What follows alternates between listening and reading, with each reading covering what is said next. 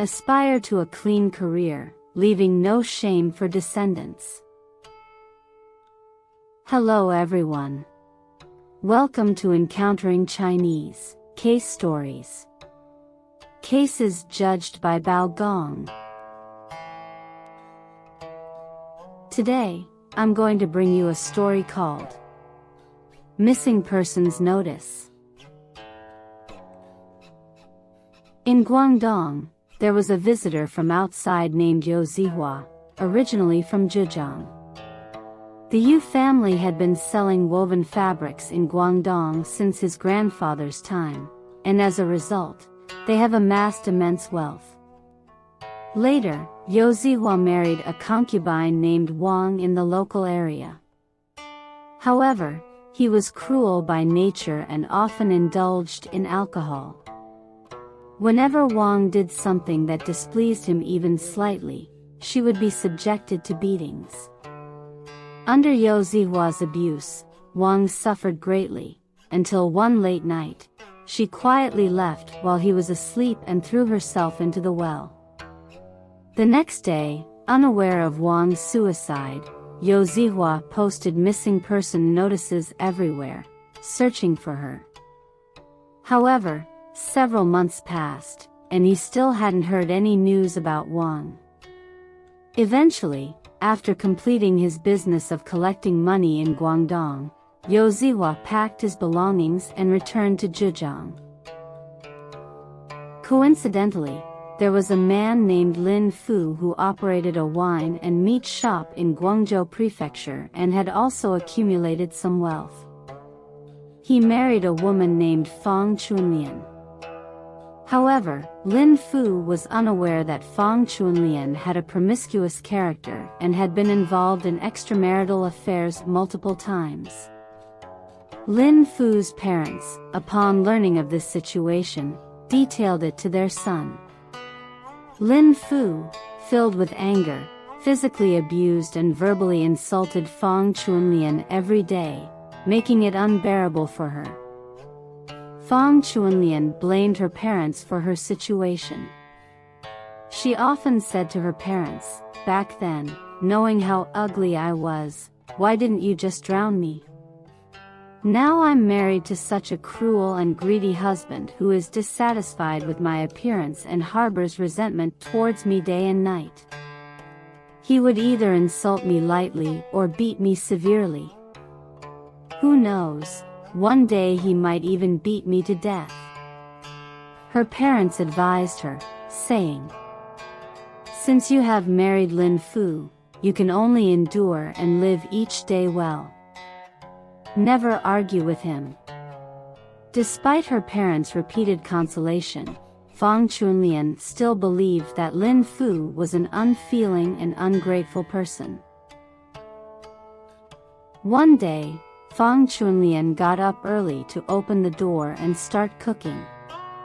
Coincidentally, a ruffian named Shuda passed by carrying water. Seeing Fang Chunlian alone and no one else around, Shuda teased her, saying, "Chunlian, why are you up so early today? I see your husband hasn't gotten up yet. How about you come to my house for breakfast?"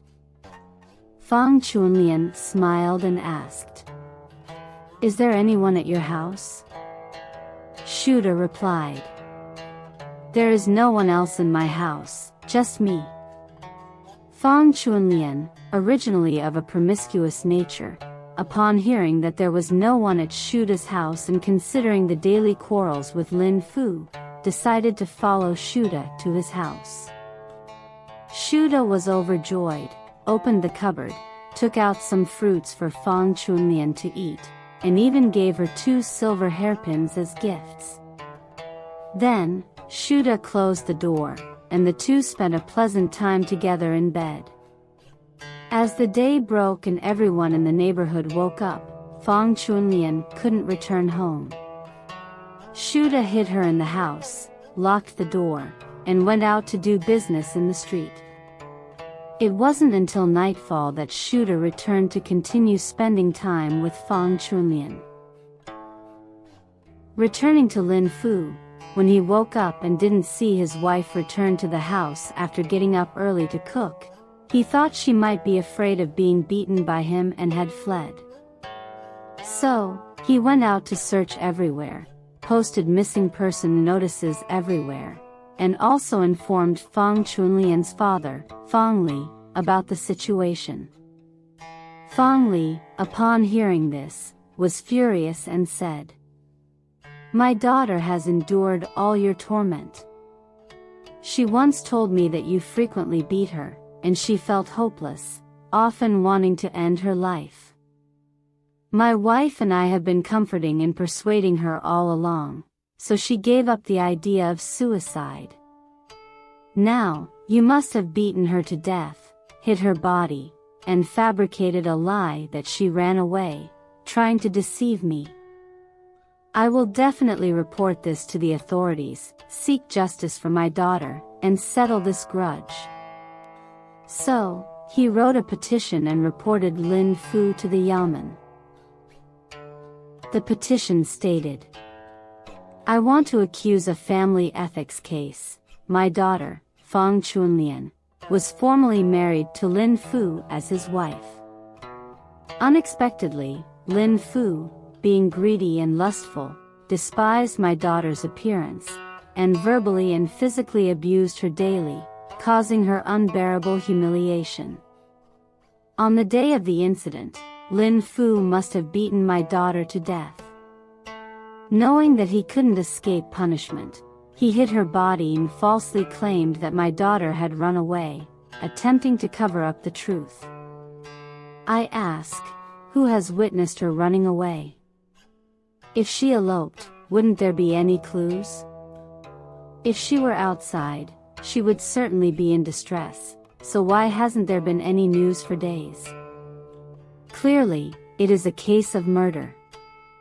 I request to uncover the truth, hold the killer accountable, and seek justice for my daughter. Hereby, I lodge this complaint." The local magistrate, County Magistrate Tang, took charge of the case and immediately dispatched constables to apprehend Lin Fu. At the same time, Lin Fu had also prepared his appeal statement.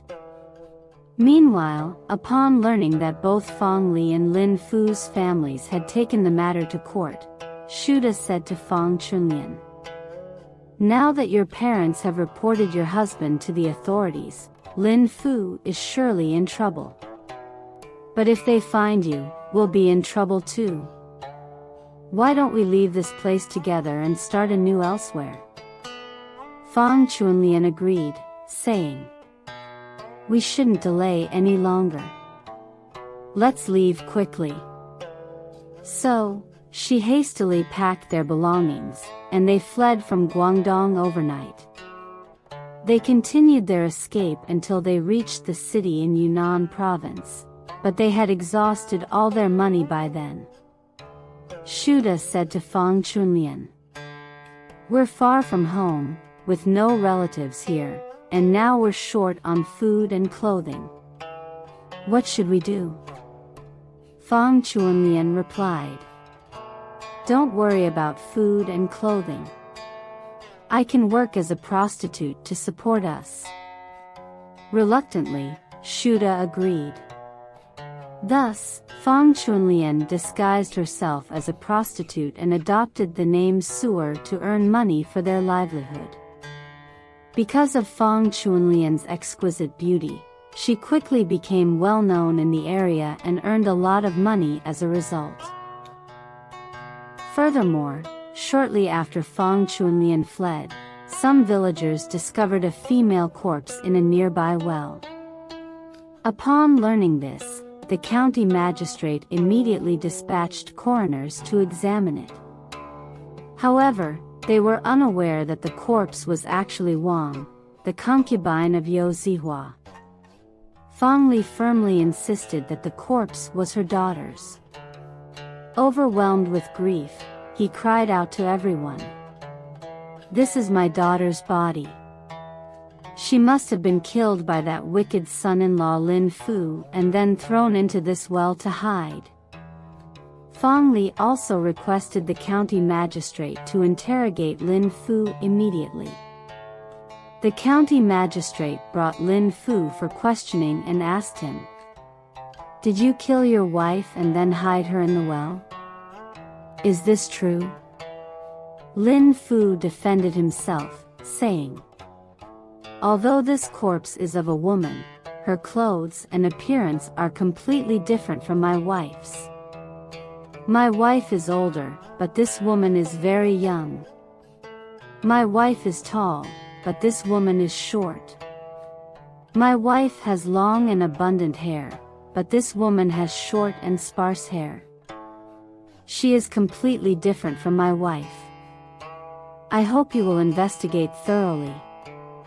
However, Fang Li knelt on the ground and pleaded, "This is just Lin Fu's sophistry. Please examine the body for injuries and determine the cause of death." The county magistrate imposed severe punishment on Lin Fu, who, unable to bear the pain, reluctantly confessed. Eventually, he was locked up in prison by the county magistrate awaiting trial. At the end of the year, Bao Gong inspected various provinces as part of his official duties. He was tasked to visit Guangdong province and review the case related to Lin Fu. However, he quickly realized that Lin Fu had been wrongly accused. Bao Gong sighed and said, "I was ordered to investigate wrongful cases, and upon examining Lin Fu's case, there are indeed suspicious aspects. Since he is not the culprit, how can we not seek justice for him?" He told other officials. Based on the accounts of the local people, Fang Chunlian's behavior was promiscuous. Someone with her personality, when subjected to abuse by her husband, would first choose to flee rather than commit suicide. I speculate that she must have been abducted. Therefore, Bao Gong ordered his bailiffs to collect and inspect all the missing person notices from various places. Indeed, among them, they found a notice regarding Yo Zihua searching for his concubine, which described the appearance of the concubine Wang, matching the clothing and appearance of the deceased found that day. Bao Gong decided to interrogate Yo Zihua immediately, but he had already left. Bao Gong could only ponder day and night about Lin Fu's wrongful accusation, with unresolved doubts in his heart. He knew the case was suspicious but was unsure how to proceed with the investigation. Helpless, he resorted to burning incense and praying, saying, "The escape of Fang Chunlian troubles me greatly. I hope the gods will assist me in solving this case smoothly." After the prayer concluded, the next day, Bao Gong dispatched his bailiff, Tang Guan, to carry out official duties in Yunnan province, with the destination being the provincial capital of Yunnan. Tang Guan stayed in a nearby inn at night, waiting for a response from the local officials.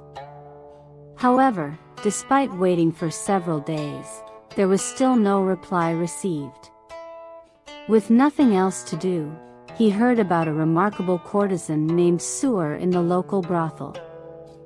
Tang Guan decided to pay a visit to the brothel. Upon meeting Suer, he asked her, "Why did you come here?" Suer replied, "I was originally someone else's wife, but I couldn't bear the abuse from my husband, so I ran away. However, after coming here and spending all my money, I had no choice but to rely on being a courtesan to make a living." Tang Guan cautiously said, "Your voice sounds like someone from my hometown, and your appearance resembles that of Lin Fu's wife." Suer was startled upon hearing this.